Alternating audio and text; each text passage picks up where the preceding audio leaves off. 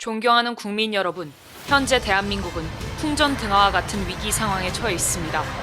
모든 언론이 윤석열 대통령의 계엄 선포문을 숨기고 있으며 계엄은 무조건 잘못된 것이라고 국민을 속이고 있습니다. 과연 그러할까요? 윤석열 대통령의 계엄령 선포 원문을 들어보십시오. 존경하는 국민 여러분, 저는 대통령으로서 피를 토하는 심정으로 국민 여러분께 호소드립니다. 지금까지 국회는 우리 정부 출범 이후 22건의 정부 관료 탄핵 소추를 발의하였으며 지난 6월 22대 국회 출범 이후에도 10명째 탄핵을 추진 중에 있습니다. 이것은 세계 어느 나라에도 유례가 없을 뿐 아니라 우리나라 건국 이후에 전혀 유례가 없던 상황입니다. 판사를 겁박하고 다수의 검사를 탄핵하는 등 사법 업무를 마비시키고 행안부 장관 탄핵, 방통위원장 탄핵, 감사원장 탄핵, 국방장관 탄핵 시도 등으로 행정부마저 마비시키고 있습니다. 국가 예산 처리도 국가 본질 기능과 마약 범죄 단속, 민생 치안 유지를 위한 모든 주요 예산을 전액 삭감하여 국가 본질 기능을 훼손하고 대한민국을 마약 천국, 민생 치안 공황 상태로 만들었습니다.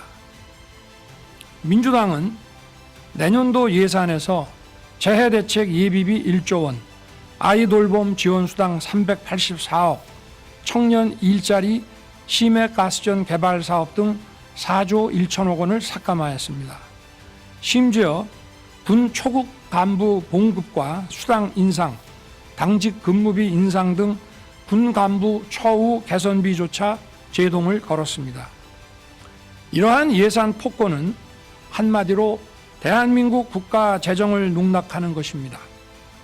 예산까지도 오로지 정쟁의 수단으로 이용하는 이러한 민주당의 입법 독재는 예산 탄핵까지도 서슴지 않았습니다. 국정은 마비되고 국민들의 한숨은 늘어나고 있습니다. 이는 자유 대한민국의 헌정 질서를 짓밟고 헌법과 법에 의해 세워진 정당한 국가기관을 교란시키는 것으로서 내란을 획책하는 명백한 반국가 행위입니다. 국민의 삶은 안중에도 없고 오로지 탄핵과 특검, 야당 대표의 방탄으로 국정이 마비 상태에 있습니다. 지금 우리 국회는 범죄자 집단의 소굴이 되었고 입법 독재를 통해 국가의 사법 행정 시스템을 마비시키고 자유민주주의 체제의 전복을 기도하고 있습니다. 자유민주주의의 기반이 되어야 할 국회가 자유민주주의 체제를 붕괴시키는 괴물이 된 것입니다. 지금 대한민국은 당장 무너져도 이상하지 않을 정도의 풍전등화의 운명에 처해 있습니다.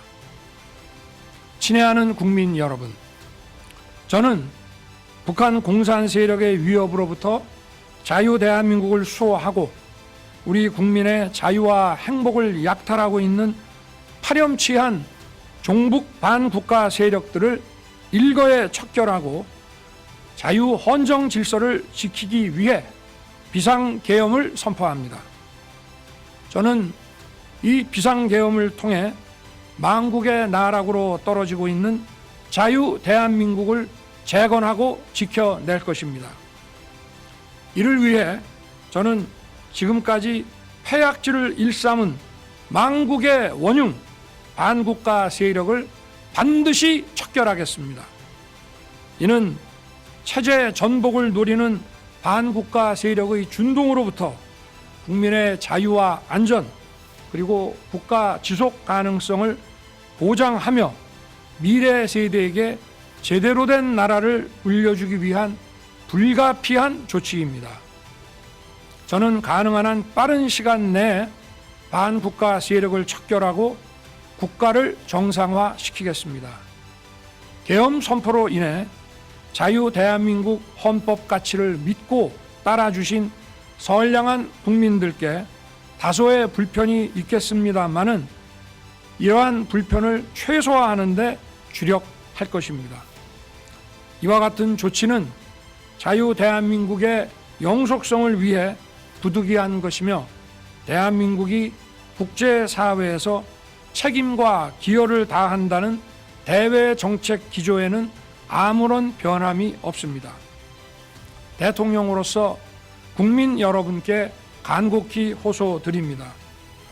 저는 오로지 국민 여러분만 믿고 신명을 바쳐 자유 대한민국을 지켜낼 것입니다. 저를 믿어 주십시오. 감사합니다. 이 계엄 선포문은 세 가지 방향을 지목하고 있습니다. 첫째, 반국가 세력을 일시에 처단해야 한다는 것입니다. 이승만 대통령이 건국할 당시 박헌영의 남로당 세력의 잔재가 확대되어 오늘날의 사태를 일으킨 원인이 되었습니다. 박정희 대통령의 5.16 혁명으로 반국가 세력이 제압되어 대한민국은 세계 경제 6위, 군사력 6위로 세계가 부러워하는 나라로 우뚝 성장했습니다. 그러나 이재명을 추종하는 자들로 인해 주한 미군을 철수하고 대한민국을 북한의 연방제로 넘기고 대기업을 해체하려고 하는 최악의 위기를 맞이하게 되었습니다.